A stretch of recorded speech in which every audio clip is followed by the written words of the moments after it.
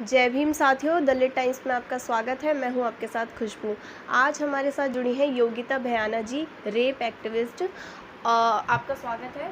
Thank you बेटा। योगिता जी से मैं ये जानना चाहती हूँ सबसे पहले कि जितने भी अब इंडिया में रेप बढ़ रहे हैं, तो इस पर आपका क्या कहना है?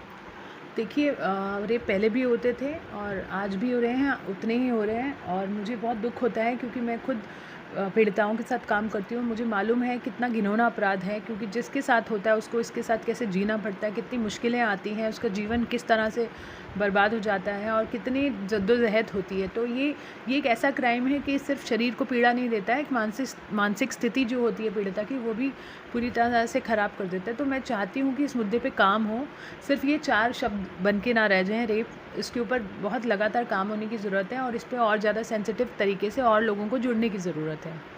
जी बिल्कुल। जितने भी अभी रेप केस हुए हैं, जैसे उन्नाव रेप केस हुआ, हाथरस रेप केस हुआ, इस पर किस हद तक सुनवाई हुई ये आपको भी पता है। तो इस पर आपका क्या कहना है?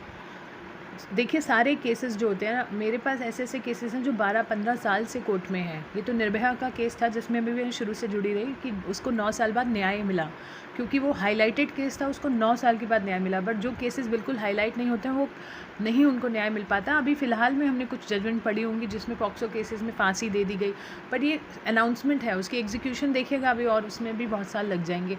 तो मैं यही बार बार दोहराती हूँ कि ये केसेस ना हो। ऐसा समाज हम चाहते हैं जहाँ प्रिवेंशन पे काम हो और हमारा समाज सुरक्षित हो बच्चियों के लिए, महिलाओं के लिए। तो सरकार इसके लिए किस हद तक आवाज़ उठाती है? मतलब सरकार का क्या इसमें योगदान है कि वह जितने भी मुजरिम हैं उनको पूरी तरह से सज़ा देती है, या मतलब पीड़िताओं की बात को आगे रखती है? क्या है, मतलब आप इन चीज़ों में रहे हैं साथ, आप पीड़िताओं की स्थिति को जानते हैं, तो इस पर आपका क्या एक्सपीरियंस है? मेरा एक्सपीरियंस ये है कि जिस तरह से सरकारों को सीरियस होना चाहिए वो नहीं है। वोट के नाम पर और सरकार बनाने के नाम पर महिला सुरक्षा का मुद्दा बहुत इस्तेमाल किया गया है, चाहे वो दिल्ली की सरकार हो, निर्भया के मुद्दे पे बनी, या केंद्र सरकार है वो भी निर्भया के मुद्दे पे महिला सुरक्षा। हर बार बहुत बड़े बड़े स्लोगन लगाते हैं, बहुत बड़ी बड़ी बातें करते हैं, पर उनसे कोई पूछे आपका प्लान क्या है, कैसे लाएंगे महिला सुरक्षा, तो वो है नहीं उनके पास। उनसे बात उन्होंने आज तक हम जैसे लोगों को बुला के पूछा तक नहीं कि क्या किया जाए। हम ही चिट्ठियाँ लिखते रहते हैं, चाहे वो केंद्र सरकारें हों या राज्य सरकारें हों, हम लिखते रहते हैं आप कीजिए कुछ, ये किया जा सकता है। वो सुनते ही नहीं, उनके लिए ये कोई प्रायोरिटी ही नहीं है। तो इसलिए बहुत दुख होता है कि सरकारें उतनी चिंतित नहीं है जितना होना चाहिए। बाकी मुद्दों पे वो बहुत चिंतित रहती हैं, पर जहाँ हमारी बच्चियाँ सुरक्षित नहीं हैं वहाँ पर उनका कोई लेना देना नहीं है।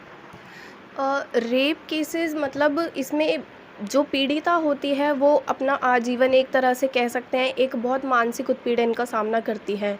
लेकिन कहीं ना कहीं रेप केसेस, मतलब उसके साथ जो रेप होता है उसके लिए उसी को दोषी ठहराया जाता है। कहा जाता है कि आपने ज़्यादा मेकअप कर रखा था, ज़्यादा या तो आपने छोटे कपड़े पहने थे। तो ये जो मानसिकता है संसार की या समाज की, जैसा भी, तो इसको आप कैसे देखते हैं? बिल्कुल, यही तो सोच बदलनी है। अगर जब तक ये सोच नहीं बदलेगी, मुझे नहीं लगता ये कभी रुकेगा। रेप जैसा जो शब्द है या ऐसा जो वायलेंस अगेंस्ट वुमेन है, रुकेगी। क्योंकि अल्टीमेटली हम कितने भी कड़े कानून बना लें, हम कितना भी सज़ा जल्दी दे दें या कुछ भी कर लें, ये तो होने के बाद की बातें हैं ना। बट ये केसेस हो क्यों रहे हैं, ये क्यों होते हैं, ये पितृसत्ता जो सोच है, पैतृक सोच है, और महिलाओं को किस तरह से, किस नज़रिए से देखा जाता है, ये सोच बदलनी है। और ये सोच रात भर में नहीं बदलेगी। आज हमने बात की और कल सोच बदल गई। इसके लिए काम करना पड़ेगा और लगातार समाज का भी उतना दायित्व है जितना सरकारों का है, और सरकारों से भी उतनी ही उम्मीदें हैं जितनी समाज से हैं। तो ये बराबर की हिस्सेदारी है। तो आप और आपका संगठन इसके लिए क्या कार्य कर रहा है? हम दोनों पे ही कार्य कर रहे हैं। ये नहीं कि सिर्फ सर्वाइवर्स के लिए ही हम करते हैं, हम सर्वाइवर्स के साथ तो करते ही हैं जो भी हम उनके लिए मदद कर पाते हैं। ये नहीं कि क्योंकि हम कोई फंडेड नहीं है, या ये हमारा खुद का ही एक ग्रुप बना हुआ है जो हम चाहते हैं उनके साथ खड़े रहते हैं, उनकी लड़ाई में उनके साथ रहते हैं, उनका हालचाल जानते रहते हैं, या उनको किसी भी तरह की मदद चाहिए हो उसमें कोशिश करते हैं, या उनके न्यायिक प्रक्रिया में उनके साथ खड़े रहते हैं। बट रही बात, जैसा कि मैंने बोला, उससे कुछ फ़ायदा नहीं है। आपको दिन में मेरे पास ही दिन में 10 केसेस आते हैं, क्या मैं 10 के 10 को मदद कर पाती हूँ? नहीं। तो कहने का मतलब ये है कि ये हमारा लक्ष्य ही नहीं होना चाहिए। हमारा जो हमारी संस्था करती है, हम प्रिवेंशन पे ज़्यादा काम कर रहे हैं। आजकल हम सोच बदलने की बात कर रहे हैं। हमने पार्लियामेंट में गुहार लगाई है कि महिलाओं की सुरक्षा पे 2 दिन चर्चा होनी चाहिए और 2 दिन देने चाहिए। और इसको लेके हमारी मुहिम बहुत तेज़ है। और इसके अलावा हमारी एक और मुहिम है वी मेन। हम पुरुषों और बॉयज़ से बात कर रहे हैं।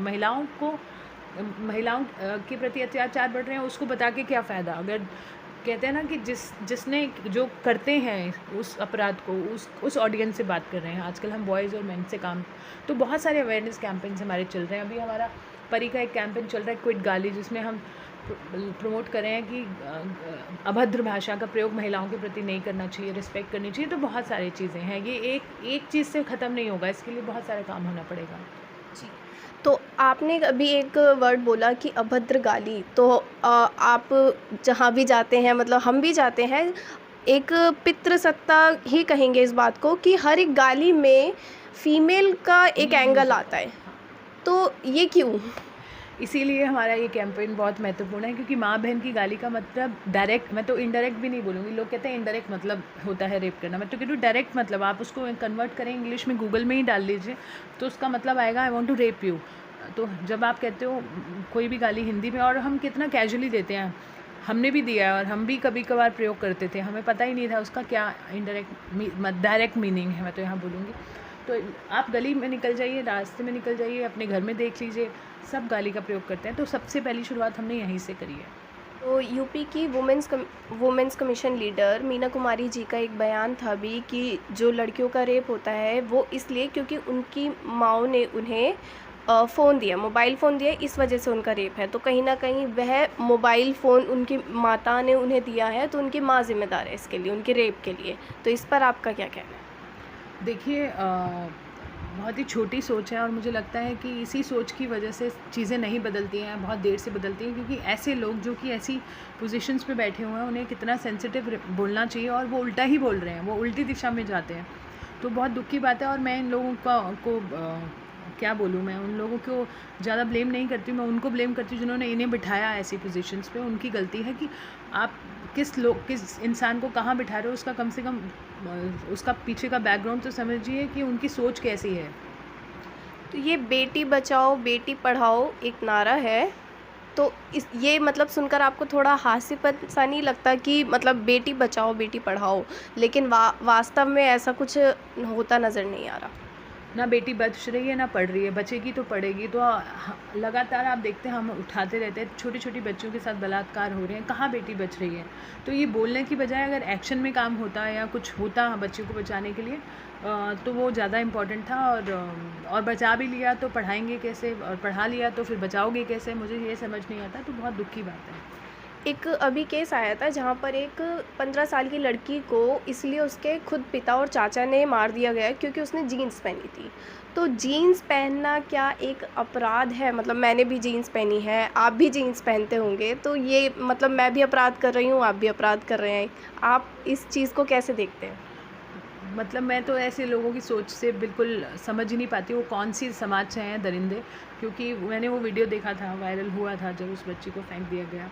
और हम ऐसे समाज में रहते हैं जहाँ पर लड़ाई इतनी लंबी है, तो वो ऐसी बातें सुन के तो हमें लगता है कि हमारी लड़ाई और बढ़ जाती है। तो बहुत बहुत मतलब शब्द ही नहीं है ऐसे सोच के लिए।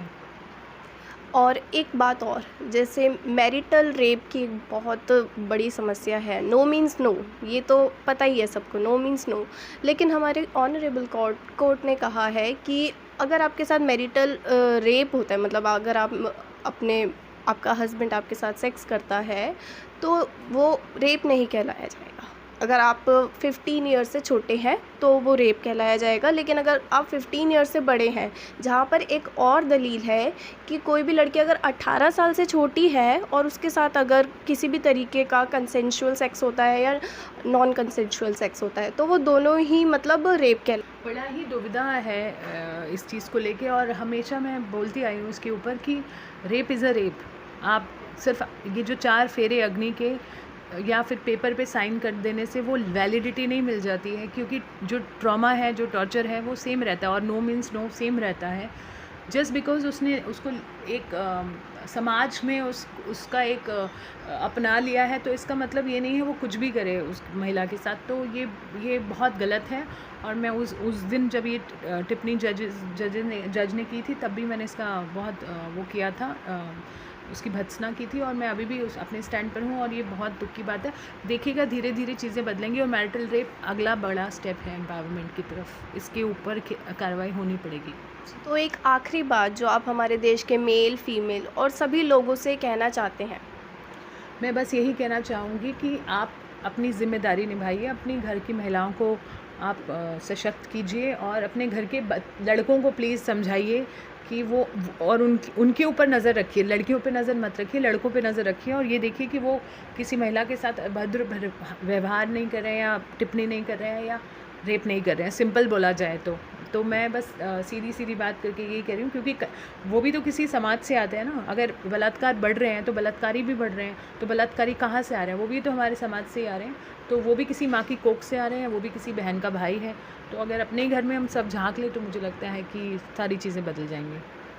आपका बहुत बहुत धन्यवाद हमसे जुड़ने के लिए। तो ये थे हमारे साथ योगिता भयाना जी, जिन्होंने हमें ये बताया कि रेप करना मतलब रेप होना एक लड़की का ये अपराध नहीं है, ये एक लड़के का अपराध है, जिस भेद को हमें मिटाना है। तो हमारे साथ जुड़ने के लिए आपको बहुत बहुत धन्यवाद। आप देख रहे हैं द लिट टाइम्स।